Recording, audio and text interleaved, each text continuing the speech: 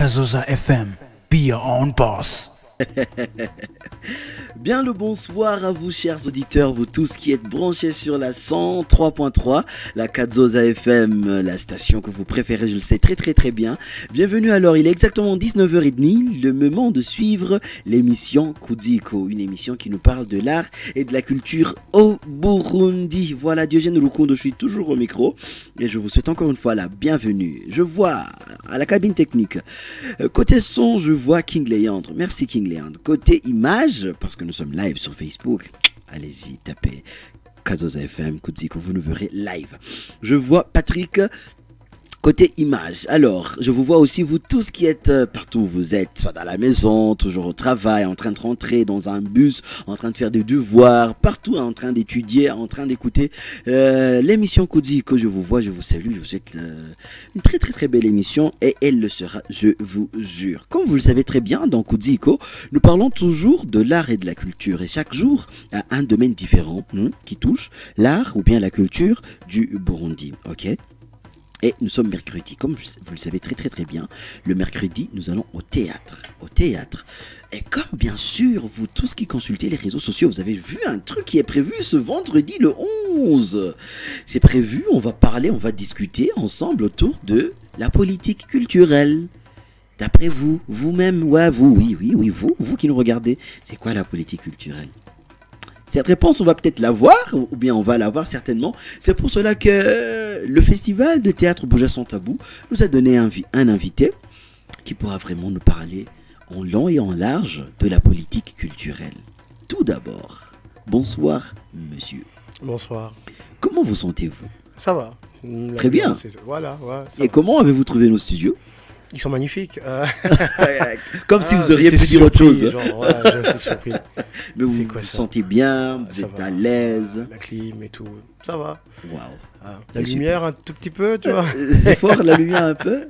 Mais Ouais, je peux vous demander un service, vous pouvez un peu élever la voix comme moi. Ok. Essayez de parler. Ok. Thank you. Là, ça va ? Moi, ce que je sais de lui, on m'a donné son nom et son prénom. Il s'appelle Steve Cédric Littiman. Basta. C'est vrai ou c'est faux ? Ah, c'est vrai. Ça, c'est vrai. C'est votre nom et vos prénoms. Ça, c'est vrai. Ouais. J'ai Alors, reçu qui est ça à la Steve ? naissance. Oh. Qui est Cédric et qui est Littiman ? C'est trois personnes. Une seule personne. Non, c'est une personne. Littiman, Steve Cédric, c'est d'abord un chercheur. Mhm. Un chercheur qui travaille pour une organisation internationale. Mhm. Un chercheur qui est affilié à plusieurs centres de recherche, qui a une spécialisation dans le domaine des politiques publiques. Ok. Mais c'est aussi une personne qui est fortement amoureuse de la culture. Ah bon ? C'est pour cela que peut-être le festival BST m'a dit de venir ici. Ok. Comme vous êtes ici devant nous, en fait, la personne qui est toujours assise ici, Ouais. c'est comme, comment dire, c'est comme à la cour. Mhm. Tu vois, c'est comme à la cour. Moi, je suis le juge, je pose des questions. Ah là là. En tout cas, cette chaise, vraiment, c'est une chaise à question. Moi, je vais Ouais. la baptiser une chaise à question. Et ma chaise, c'est une chaise à réponse. Ah, ok. Donc, moi, j'attends des réponses. D'après vous, en tout cas, on a une spécificité ici dans notre émission. Mhm. Nous préférons nous appeler par nos noms. Ok. Par exemple, moi, c'est Rukundo et vous, Ouais. c'est Littiman. Littiman, ouais. Steve Cédric, vraiment, on va mettre un peu de côté. C'est bien. Merci. Ouais. Littiman, d'après vous, qu'est-ce qu'est la politique culturelle, d'après vous?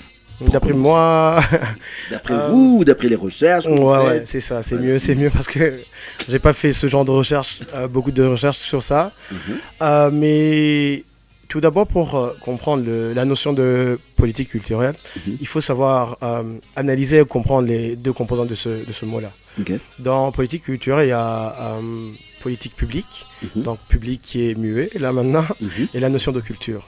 Mhm. Donc pour pouvoir les cerner, je vais pas faire un cours sur ça, mais je vais essayer de parler des deux composantes Ok. le plus vite possible pour qu'on puisse pas ennuyer nos... Non, Nos non, auditeurs. je suis sûr qu'ils sont vraiment tout oui à nous écouter et Ouais. ils veulent comprendre en fait. Ok, donc si on parle de politique publique, c'est à distinguer de la politique qu'on utilise, le mot politique qu'on utilise de tous les jours. Politique Genre, politicienne. ouais, n'a qu'à fait de la politique, personne X est un homme ou une femme politique. La politique en soi sont des actions, des enjeux d'influence que des acteurs politiques, tels que donc, les partis politiques, les leaders d'opinion, exercent pour soit capter ou sauvegarder leur pouvoir.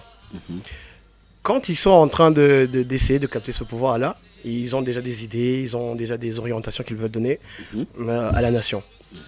Et quand ils sont déjà là au pouvoir, quand ils ont là-bas, ils se retrouvent des fois à avoir des besoins qui viennent de la population. Donc, pour répondre à toutes ces problématiques, donc les orientations, les besoins, ils utilisent le canal de politique publique qui sont des instruments de planification qui vont montrer les actions à mettre en œuvre, qui vont identifier les organes institutionnels qui vont mettre en œuvre ces actions-là précises et qui vont essayer aussi de mettre un échéancier à ces actions. Quand on revient alors à la notion de culture, là ça devient un peu plus compliqué. C'est une notion qui a eu beaucoup de, comment je dirais, qui a eu beaucoup de sens, des sens qui ont des fois, qui ont donné des fois des actions regrettables. Par exemple, elle a été longtemps juxtaposée à une notion de civilisation. Et des pays, des peuples qui se disaient civilisés, donc qui avaient une culture, sont allés voir d'autres peuples qui n'étaient pas civilisés, qui n'avaient pas de culture, pour leur imposer leur culture. Donc, mais quand même, ces pays-là qui n'étaient pas civilisés avaient aussi leur culture. C'est ça le problème. Parce qu'il y avait beaucoup de sens, il y avait beaucoup de définitions données à la culture, que ça a donné des fois des interprétations qui n'étaient pas, qui pouvaient être malsaines. Mais actuellement, il y a une acceptation qui est plus ou moins dominante, qui fait de la culture quelque chose de pas naturel. Donc tout ce qui est acquis, comportement, tous les acquis sociaux qui sont communs à un groupe d'individus et qui permettent à ce groupe d'individus de se sentir soudés, d'avoir un sentiment d'appartenance et aussi de pouvoir tisser ou renforcer leur lien social. C'est cette définition-là qui a été même reprise par l'UNESCO. L'UNESCO qui est un organe qui est plus ou moins, qui a une parole plus ou moins autorisée par rapport à la culture, à la notion de la culture.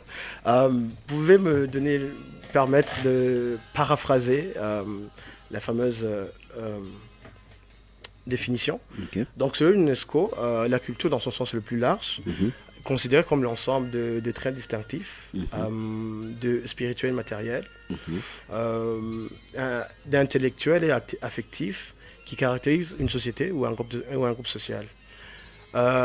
Cette culture englobe, outre les arts et les lettres, les modes de vie, les droits fondamentaux de l'être humain et les systèmes de valeurs. Donc là, je peux te tutoyer ou... C'est ce que moi-même je vais faire. Là, tu comprends que cette définition va aller encore plus loin. Au-delà du fait qu'elle va confirmer que la culture c'est quelque chose qui n'est pas inné, qui n'est pas héréditaire, qui n'est pas génétique. Ce sont des acquis, ce sont des créations. Cette définition va aller au-delà et va apporter la notion de la culture est un pilier et un droit inhérent à l'être humain. Et si on essaie alors de rejoindre les deux mots? Donc si on rejoint les deux mots, les politiques publiques de la culture sont des orientations qui touchent essentiellement à la culture. Donc, plus concrètement, ça va être des usages, ça va être des actions à mettre qui vont toucher à la production. À la production culturelle. À la production, à la consommation des biens culturels. Alors, quel est l'intérêt pour un pays d'avoir une politique culturelle? dépendamment des objectifs de ces politiques culturelles, il y a beaucoup d'intérêts, d'avantages. Par exemple, si on prend que l'objectif est politique, dans ce cas-là, la culture va servir de canal pour qu'il y ait cohésion sociale, pour qu'il y ait ce sentiment d'appartenance. Mais aussi, ça va permettre à un pays de rayonner internationalement. Ça veut dire, on va vendre nos produits, etc. On va vendre notre culture, on va vendre le tambour, etc. par exemple. Ça va être, les objectifs ne vont pas être exhaustifs parce que ça pourrait prendre un quart d'heure. Mais un autre objectif peut être celui de mémoire. Ici au Burundi, on a un patrimoine à sauvegarder. Donc, où on peut aussi faire la promotion de ce patrimoine. Ça peut être aussi des objectifs économiques, purement économiques. Quand on parle d'industrie culturelle. Ah oui. Ouais.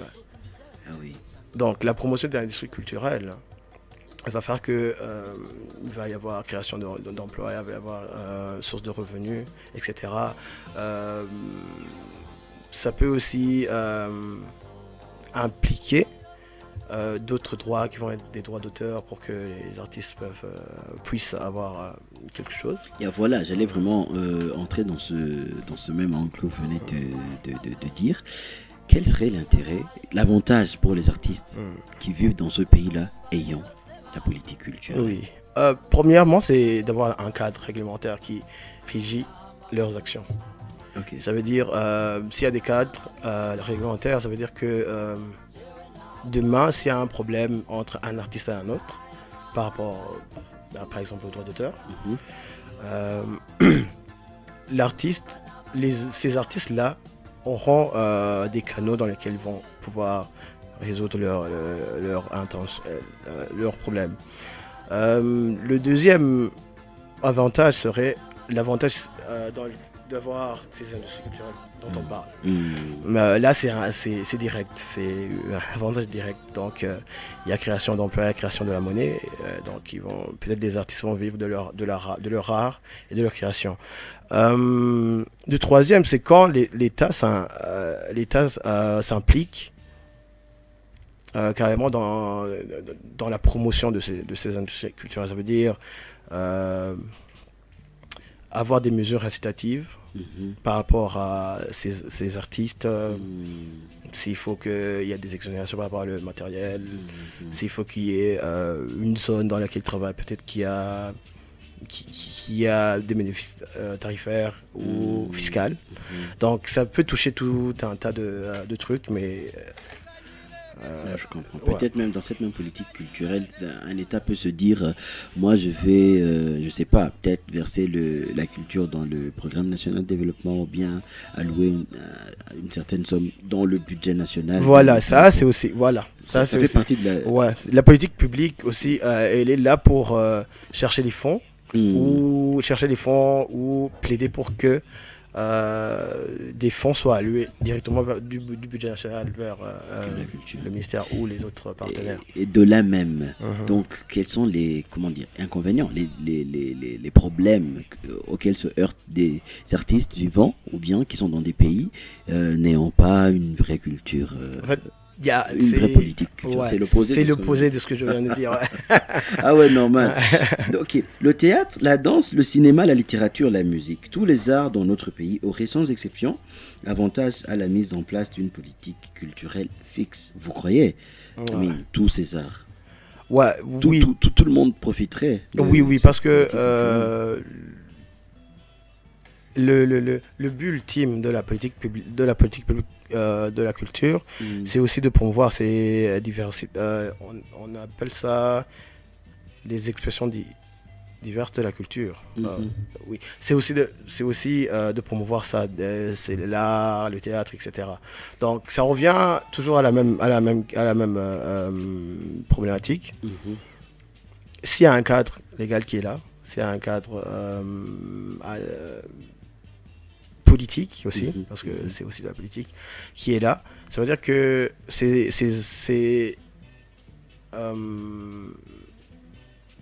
ces domaines-là Mhm. vont avoir un cadre dans lequel évoluer. Ils vont pouvoir savoir les droits, les normes qui les régissent. Mhm. Ils vont savoir où aller toquer lorsqu'ils ont des besoins spécifiques. Mhm. Et ils pourront aussi avoir un cadre de dialogue direct Ok.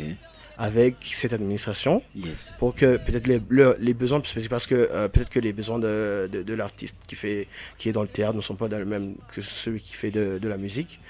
Ils vont avoir un cadre de dialogue pour qu'ils puissent s'exprimer, donner leur point de vue par rapport à leurs besoins spécifiques. Mhm. Voilà. Bon, merci. C'est toujours l'émission Koudi Iko. Prenons une petite pause et puis nous revenons pour continuer à parler de la politique culturelle. Radio Kadzoza FM, Bio Own Boss, c'est l'émission Kudiko, l'émission qui nous parle toujours de l'art et de la culture au Burundi. Je suis toujours au micro avec Vidimana Steve Cédric. C'est Steve ou Steve? Steve, je sais, Mais en anglais, c'est Steve, ouais, non? même, tu sais que Steve, c'est pas un vrai mot. Steve, c'est pas un vrai mot. Steve, c'est le diminutif de Stéphane. Je sais pas ce que mes parents ont pensé. Donc, ok, de toute façon, moi je vais t'appeler Vidima. Ouais, ça va, ça me va. Alors, nous sommes en train de parler de la politique culturelle. Vidima nous a donné une définition de la politique culturelle, ce que nous devrions entendre ou bien comprendre par la politique culturelle. Il a d'abord scindé ce mot en deux, la politique publique et la culture, et puis on les a remis ensemble, et puis il nous a donné même la définition selon l'UNESCO de la culture. Et nous avons pu comprendre ce qu'est la politique culturelle maintenant. Voilà, nous sommes en train alors de continuer avec les questions. La prochaine question, c'est que ça concerne vraiment notre radio. Tu vois, notre radio, notre ligne éditoriale, c'est Be Your Own Boss. Nous voulons tous être nos propres chefs. Ouais. Alors, la prochaine question justement concerne cela. Comment les artistes pourraient aussi être leur propre chef, parce que leur propre boss, vivre de leur art en fait. Peu importe l'art, l'art, si c'est la musique, si c'est le cinéma, peu importe. Alors, la question qui suit, c'est si jamais nous pouvions avoir une vraie politique culturelle, vous croyez que peut-être ça aiderait ou bien ça contribuerait à ce que les artistes puissent vraiment vivre maintenant, dorénavant, de leur propre art? Bon, déjà, les politiques publiques sont intersectorielles. Donc, il y a beaucoup de facteurs et de secteurs qui entrent en jeu. Si on parle de culture, on va parler du ministère de la Finance, on va parler de la communication, etc. etc. Okay. Donc, mais la politique publique, comme je l'avais déjà mentionné, il va servir de blueprint, de plan, hein, à ce que peut-être, par exemple, ces autres ministères sectoriels puissent entrer dans le bain de la culture, elle va donner les directives à ces autres ministères. Elle va donner les directives au gouvernement et elle va elle va ouvrir les portes à ce que ces artistes puissent avoir un cadre dans lequel ils vont peut-être vendre leur art. Je ne sais pas si je me fais comprendre. Ouais, un peu. Si vous pourriez aller en profondeur, oui, pour que nous puissions comprendre. Par exemple, la politique publique de la culture qu'on avait en 2007. Okay. Elle a initié le projet de loi ou un projet de logement sur les droits d'auteur. Ah, il y avait une politique culturelle. Oui, il y en a. Elle a juste été, elle a été renouvelée. On a engagé des experts, les acteurs culturels étaient là, ils y ont travaillé, mais elle n'a jamais été adoptée par le gouvernement.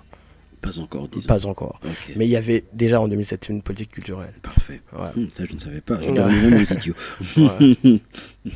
Donc, d'après toi, encore une fois, les structures culturelles, ou bien ces industries culturelles, et surtout les artistes en particulier, est-ce que nous les artistes, nous aurions un rôle à jouer pour qu'il y ait une politique culturelle bien fixe ou bien... Ouais.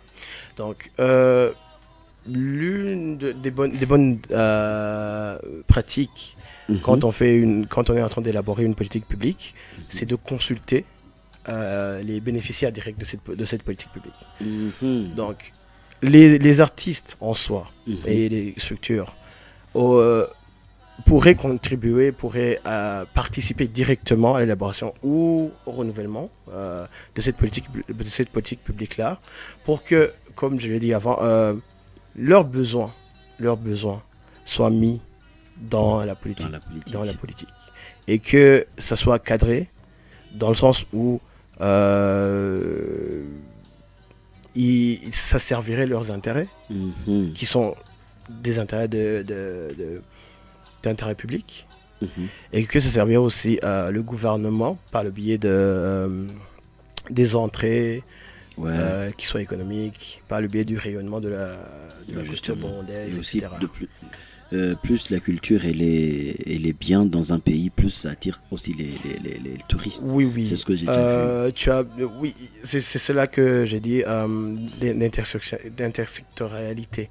Parce que les ministères auraient beaucoup à gagner s'ils se mettaient ensemble. Le ministère de la Culture, le ministère du Tourisme. La culture, c'est vraiment un vecteur de développement économique et durable. Wow. Ouais. Donc, alors, que faut-il alors, avant de clôturer, que faut-il alors pour vraiment avoir cette politique culturelle? Donc, la première chose, c'est ça. La plupart du temps, le problème qu'on a avec l'élaboration de politique publique, c'est qu'on prend des experts, ils viennent, ils pensent, ils mettent ça sur papier et c'est fini.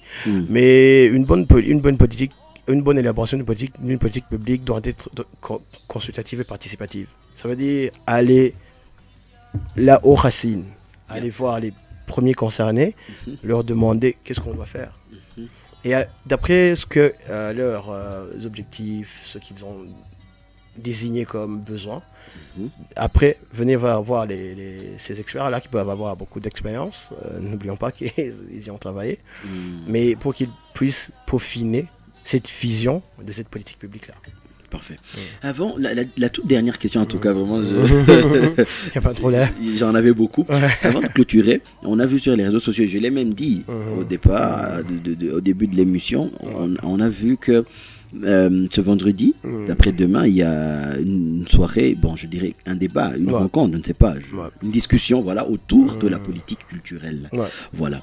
C'est préparé par le festival justement Bouja Son Tabou. Vous pouvez nous en parler un peu plus, nous en dire un peu plus, qui sont invités, c'est à quelle heure, comme ça.